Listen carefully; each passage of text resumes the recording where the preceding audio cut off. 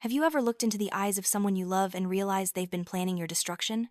That's exactly where I stood on a cold November morning, in the kitchen of our family's lake house, staring at my sister's husband while my entire world crumbled around me. I'm Lily Vance, and this is the story of how I lost everything and found myself. Growing up in Portland, Oregon, my sister Chloe and I were as different as rain and sunshine. I was the dependable one, the girl who stayed after school to help Dad organize inventory at our family's small hardware store, who learned to balance books before I learned to balance on heels. Chloe was the spark, the one who lit up every room she entered, who collected friends like I collected vintage fabrics. Our parents used to joke that I was their anchor and Chloe was their sail. I never minded being the anchor. There was something deeply satisfying about being the person everyone could count on. When I was 16, I discovered sustainable fashion and fell completely in love with the idea of creating beautiful things that didn't harm the planet. I spent hours sketching designs in my notebooks, dreaming of the day I'd open my own boutique. My parents supported that dream in their quiet, practical way, teaching me about business, about treating people fairly, about building something that lasts. Chloe had different dreams, though I'm not sure she ever really figured out what they were. She flitted from interest to interest like a butterfly in a garden, never landing long enough to take root. She wanted to be noticed, to be celebrated, to feel important. I understood that about her, even if I didn't always understand why. The summer Chloe turned 17, she fell in with a crowd that worried our parents sick. There were late nights, mysterious phone calls, and one terrifying evening when the police brought her home after a party that had gotten out of hand. I remember sitting on the stairs, listening to Dad's voice crack as he tried to understand what was happening to his little girl. The next morning, I covered for her, telling our parents I'd been with her all night, that the police had made a mistake. She promised me she'd change, and I believed her because that's what I did. I believed in second chances. I believed in family. Our parents grounded both of us for a month. Chloe was furious with me, even though I'd taken half her punishment. That was the first time I saw something dark flash in her eyes when she looked at me, something like resentment. It was there for just a moment before she hugged me and thanked me, but I saw it. I chose to forget it. 3 years later, everything changed in a single moment of screeching metal and shattered glass. A drunk driver ran a red light on a rainy Tuesday evening, and suddenly Chloe and I were orphans. The grief was a physical thing, a weight that pressed down on my chest every morning when I woke up and remembered they were gone. Dad's careful plans, Mom's warm laugh, the smell of coffee and sawdust in our store, all of it vanished like smoke. They left us each $75,000. It wasn't a fortune, but it was something. It was a foundation. For me, it was a promise I made to their memory. I was 23 years old, and I took every cent of that money and poured it into making my dream real.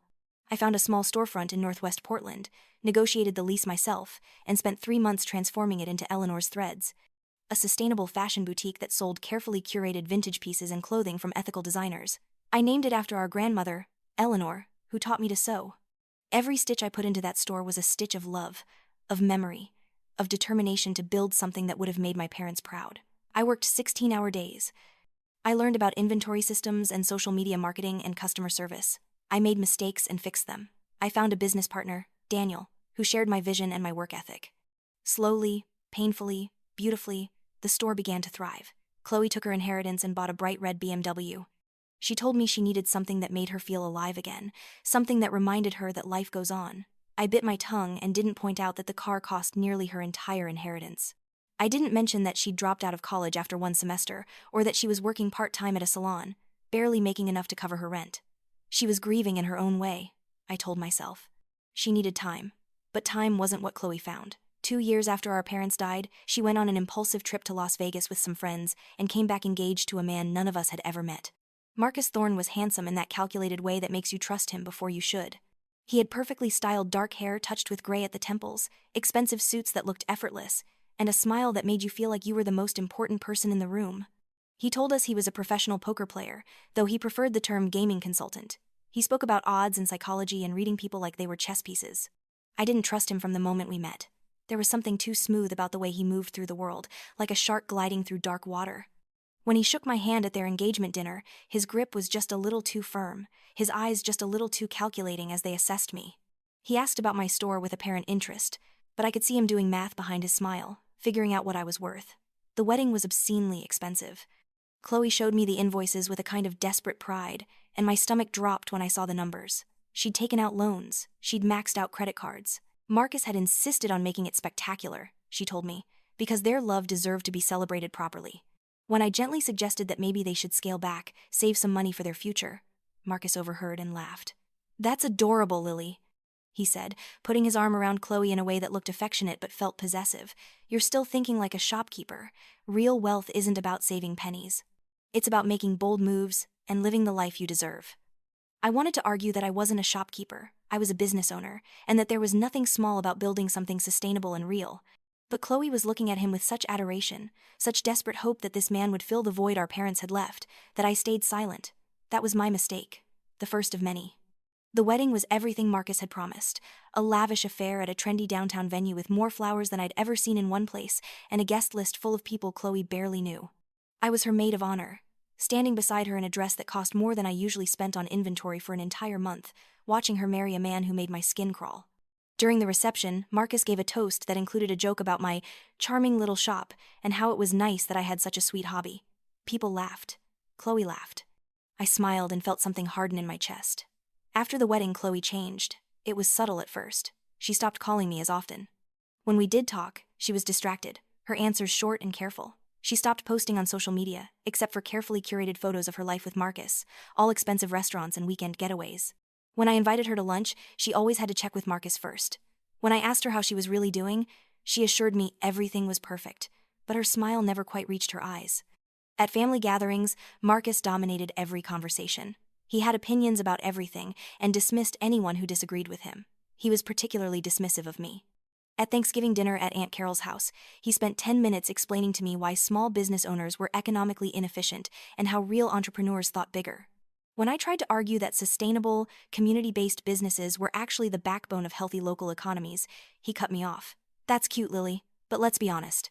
Your little thrift store isn't going to change the world. Money flows to people who think big, people like me. Chloe sat beside him in silence, picking at her food, her body angled toward him like a plant growing toward the sundae, or maybe like prey that's frozen in the presence of a predator. I tried to talk to her alone after dinner, but Marcus appeared before I could get her away from the crowd. "There you are, babe," he said, his hand finding the small of her back. "We should get going. Early day tomorrow." Aunt Carol pulled me aside as they were leaving. "Lily, honey," she said quietly, her eyes worried.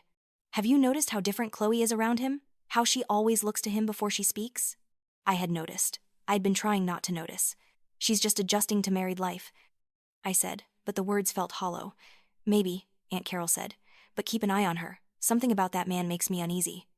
I wish I'd listened to that uneasiness. I wish I'd pushed harder, asked more questions, refused to accept Chloe's assurances that everything was fine.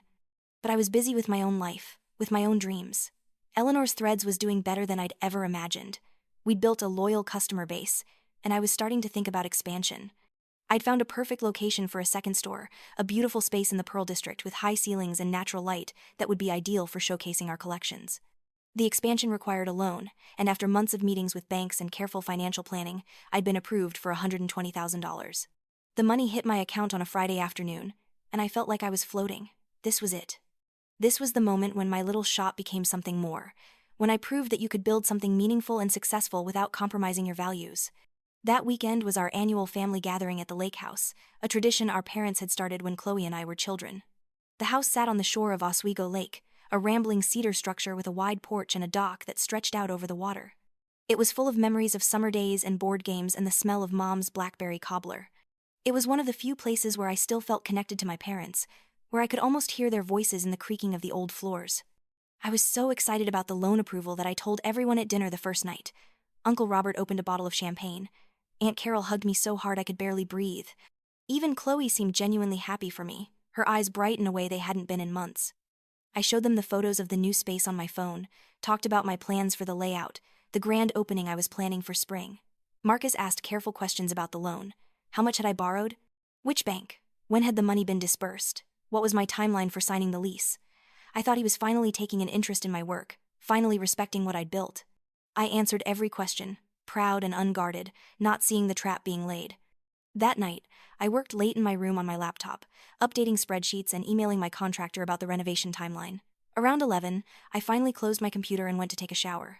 When I came back, wrapped in my bathrobe with my hair dripping, something felt off. My laptop was exactly where I'd left it on the desk, but the charging cable was plugged into the wrong port. I always used the left side port because the right one was loose. Always. My heart started to pound. I opened the laptop and checked my login history. There had been an attempt to access my accounts at 11:15 while I was in the shower. The attempt had failed because of my two-factor authentication, but someone had tried. Someone in this house had come into my room and tried to get into my computer. I spent the next 2 hours in a state of controlled panic, changing every password I had, enabling every security feature I could find. I installed a security program I'd used once before after a minor hacking scare, one that would take a photo of anyone who attempted to log in incorrectly and track all activity.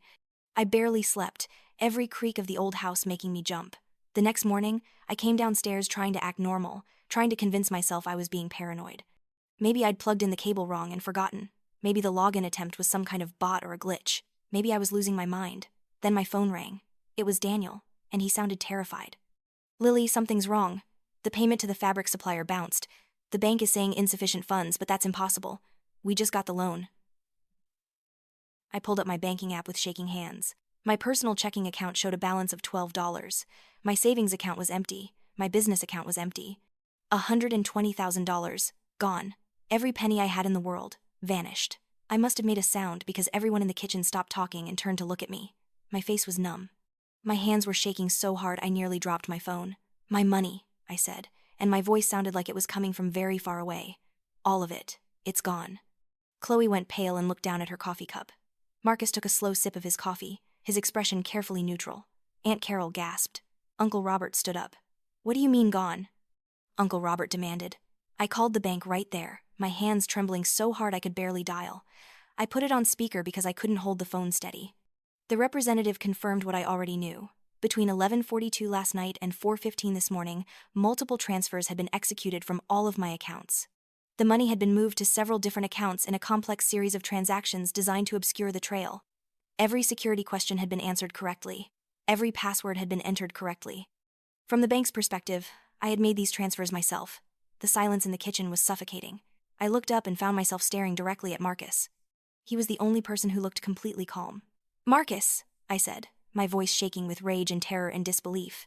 "You were asking about my accounts last night. Very specific questions. And someone tried to access my laptop while I was in the shower." "Lily," Chloe said, her voice high and panicked. "Are you seriously accusing my husband?" "Maybe your business partner embezzled the money," Marcus suggested smoothly. "Isn't that more likely than your wild theory?" "Then you won't mind showing us your bank statements," I said, standing up. "Right now. If you have nothing to hide, prove it." For just a second, something flickered in Marcus's eyes, something cold and calculating. Then he smiled. "I don't have to prove anything to you, Lily. Maybe you should be asking yourself why you're so eager to blame family for your own security failures." "Security failures?" I could barely breathe. "Show us your accounts, Marcus, right now. Because if you didn't do this, you'd be the first person demanding we call the police." "Oh, really?" He leaned back in his chair, completely at ease. "And what evidence do you have, exactly? Because from where I'm sitting, you're throwing around accusations because you made some mistakes and need someone to blame." "We need it more than you do," Marcus said suddenly, his mask slipping for just a moment. The words hung in the air like poison. "We need it more than you do, Lily. It's that simple." The room erupted. Aunt Carol screamed. Uncle Robert lunged toward Marcus. Chloe started crying, a horrible, broken sound, and I pulled out my phone and dialed 911. Marcus tried to grab my phone. "What the hell do you think you're doing?" Uncle Robert blocked him, 65 years old and absolutely fearless. "You're not touching her." "Chloe, get your things. We're leaving," Marcus ordered, his voice hard. "No," I said, my voice surprisingly steady. "You're not going anywhere. Not until I get every cent back, or I swear to God I will see you in prison if it's the last thing I do." Marcus actually laughed. "Good luck with that. That money's long gone. You'll never find it, and you'll never prove anything." He was wrong about that. 20 minutes later, the sound of car doors slamming and heavy footsteps on the porch announced the arrival of the police. Detective Sarah Miller from the Portland Police Department's Fraud Division walked in with 2 uniformed officers, and the expression on her face was all business. "Lily Vance, I'm Detective Miller. Your bank's security division flagged suspicious activity on your accounts and contacted us. We've been investigating since about 6 this morning." Marcus's face went gray. "This is harassment. We're leaving." "Actually, Mr. Thorne, you're not." Detective Miller turned to him with the kind of look that suggested she'd seen 1,000 men like him and wasn't impressed by any of them. "We have evidence from the bank's cybersecurity team. Transaction records, device IDs, IP addresses, and surveillance footage from the bank's fraud monitoring system. We know exactly which device was used to access Miss Vance's accounts, and we know exactly who was using that device." I pulled out my phone. "And I have this, Detective." My security software captured photos and logged every keystroke when someone tried to access my laptop last night. I showed her the screen. There was Marcus, clearly visible, hunched over my laptop in my room, the timestamp showing 11:47 p.m. "You set me up," Marcus snarled. "No," I said quietly. "I protected myself. There's a difference."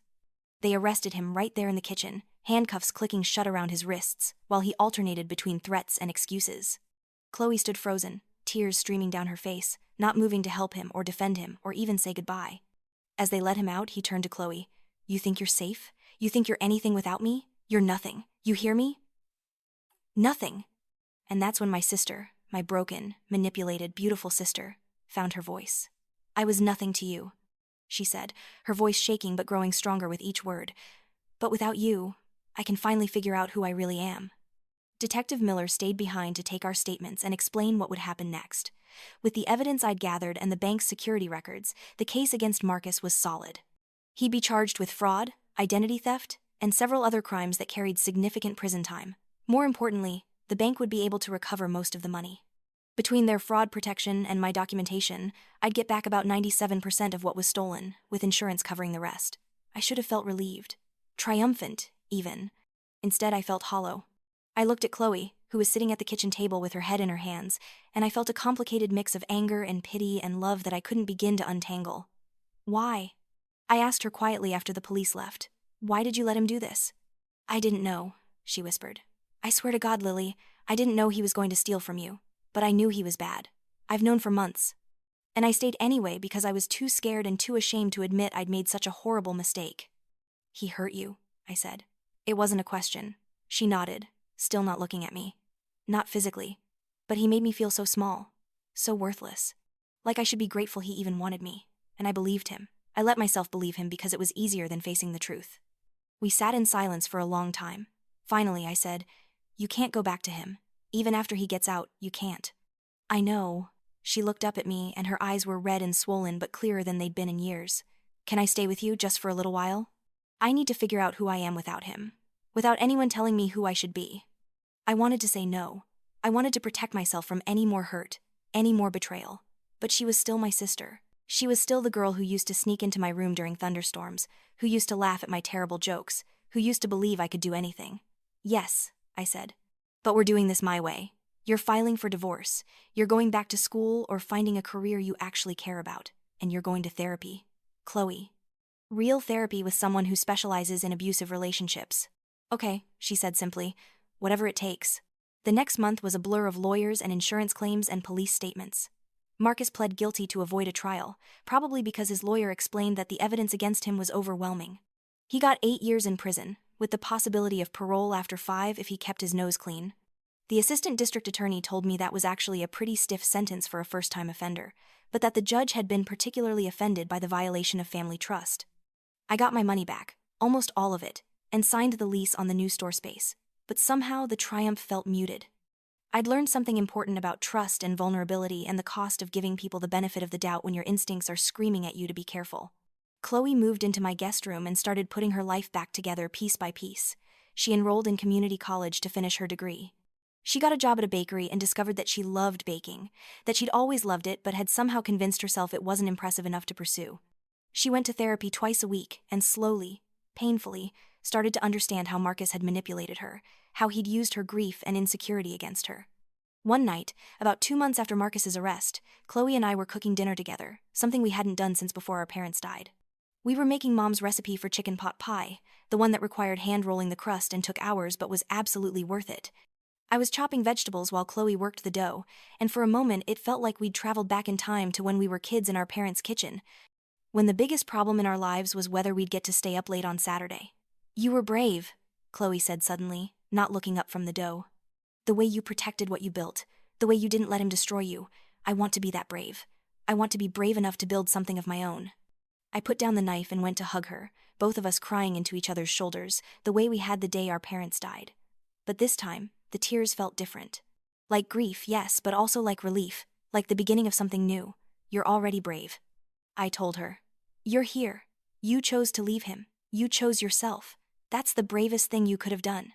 3 months after the arrest, we got a letter from Marcus's lawyer. He was trying to appeal his sentence, claiming emotional distress and arguing that his gambling addiction was a disease that deserved treatment rather than punishment. His lawyer asked if I would be willing to write a letter supporting a reduced sentence. I read the letter twice, then walked to the kitchen trash can and threw it away without answering. Chloe saw me do it and smiled, the first real smile I'd seen from her in years. The grand opening of Eleanor's Thread's second location happened on a perfect spring morning.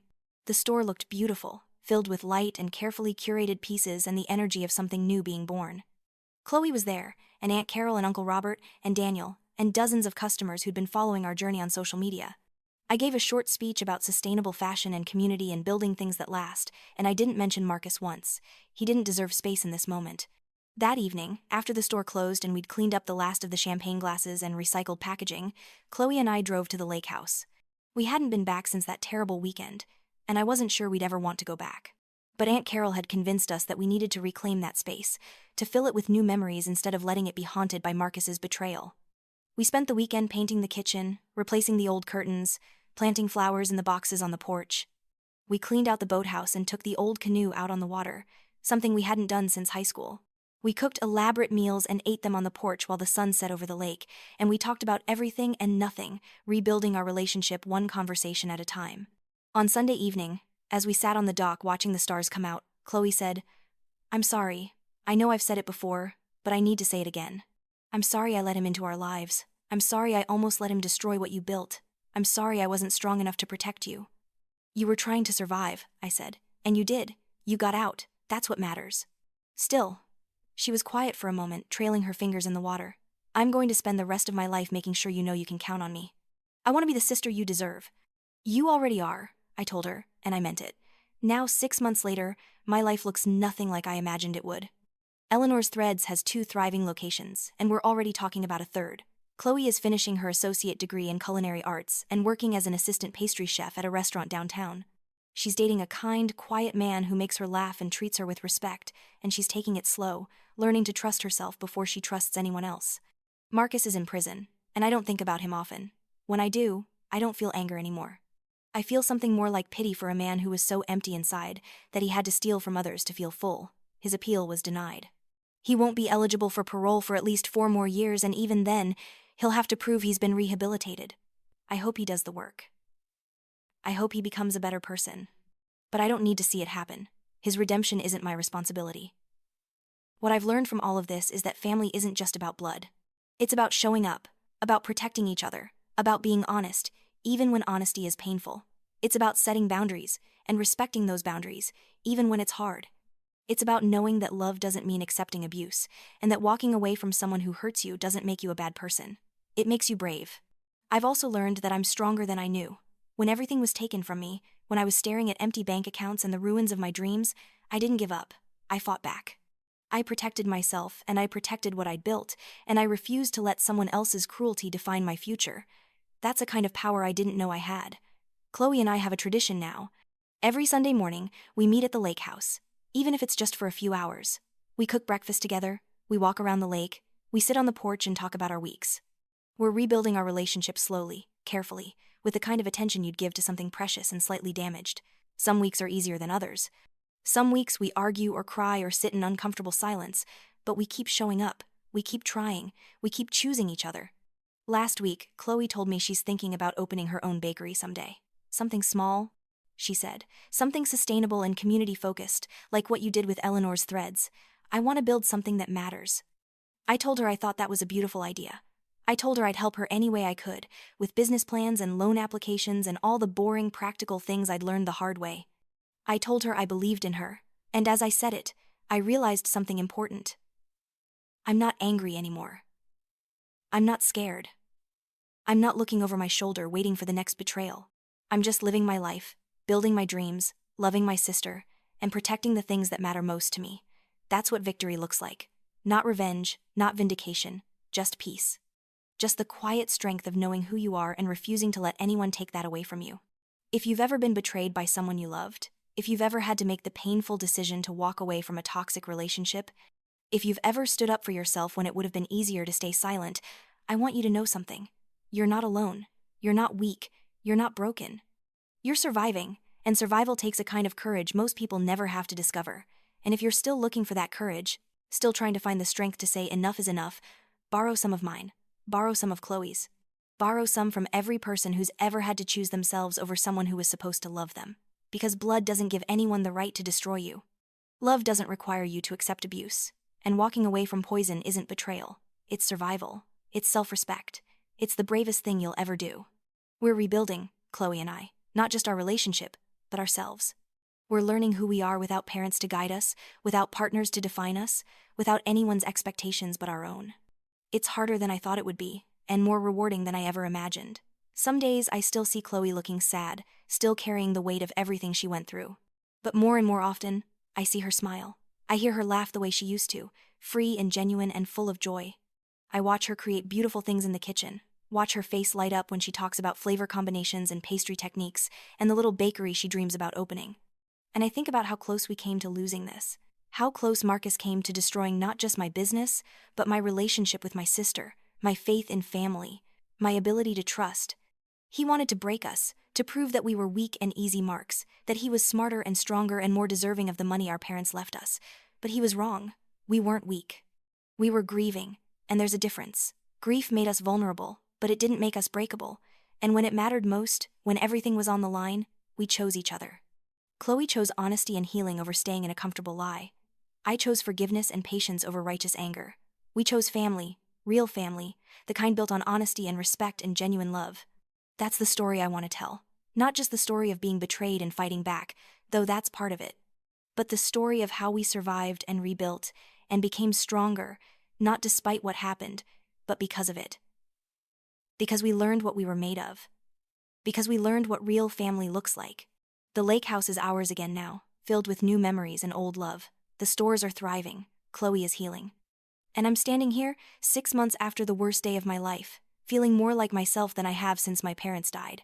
Feeling whole, feeling strong, feeling grateful for every hard lesson and every painful moment that brought me to this place. Marcus took my money, but he couldn't take what really mattered. He couldn't take my determination, or my creativity, or my love for my sister. He couldn't take the life I'd built or the person I'd become. All he did was strip away my illusions and force me to see how strong I really was. So yeah, I got my revenge. But revenge isn't what saved me. What saved me was refusing to let someone else's poison become my own. What saved me was building something beautiful in spite of everything. What saved me was choosing love over bitterness, healing over anger, hope over despair.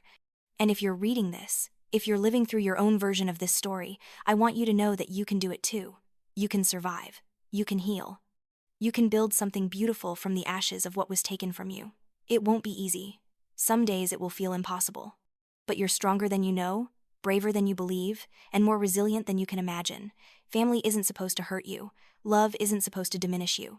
And you deserve better than someone who sees your trust as a weakness to exploit. Remember that. Hold on to that. Let it guide you when you have to make hard choices. Because in the end, the only person who can truly save you is yourself. And you're worth saving. You're worth fighting for. You're worth every ounce of courage it takes to say enough, to walk away, to build something new and better, and entirely your own. That's what I learned.